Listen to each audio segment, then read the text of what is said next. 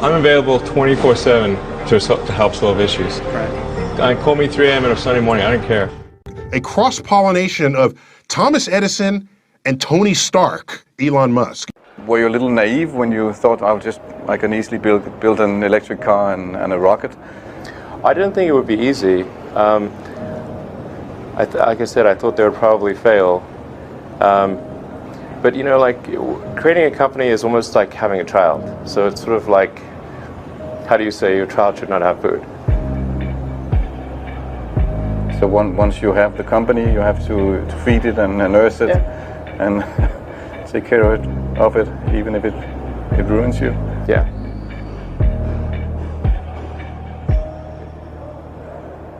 But suppose there were some tough times in 2008, end of 2008.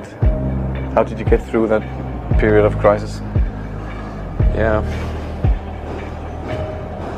Can we just break for a second? Sure, of course. Yeah. You want to wait a little while? Man, I sure hope it was worth it.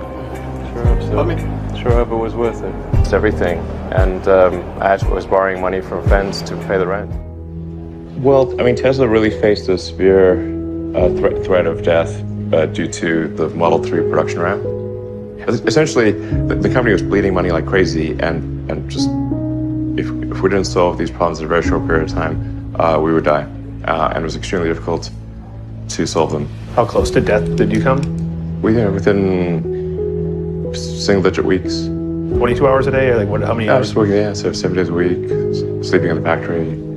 I worked in the paint shop, general assembly, body shop. You ever worry about yourself imploding? Like it's just too much? Absolutely.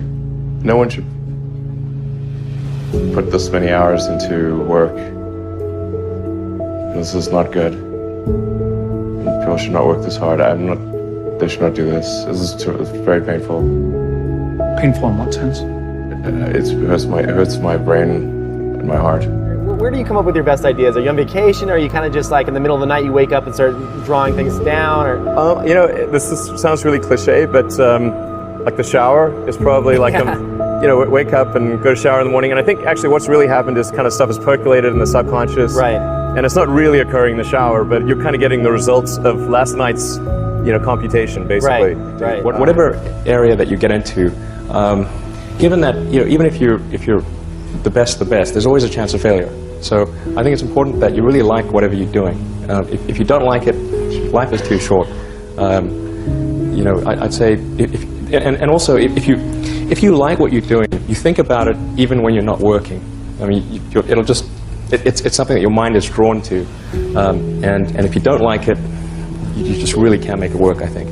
When you had that third failure in a row, did you think, I need to pack this in? Never. Why not? I don't ever give up.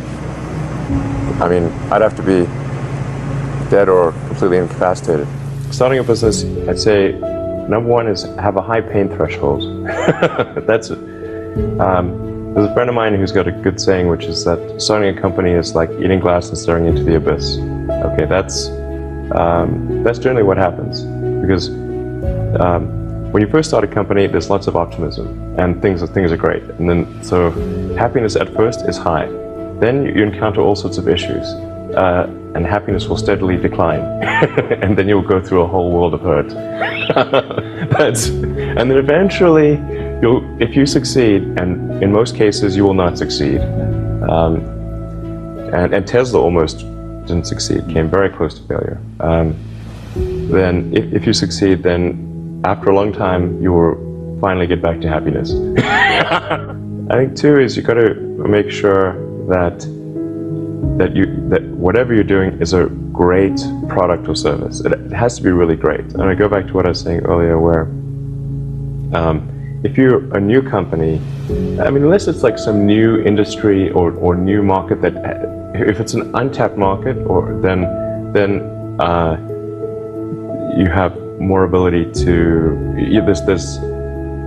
the standard is lower for your product or service. But if you're entering anything where there's an existing marketplace against large entrenched competitors, then your product or service needs to be much better than theirs. It can't be a little bit better, because then you put yourself in the shoes of the consumer and they say, why would you buy it as a consumer? You're always going to buy the trusted brand unless there's a big difference.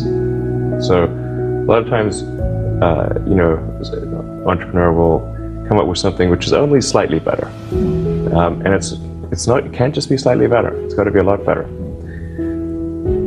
Number 3, I'd say, is constantly seek criticism.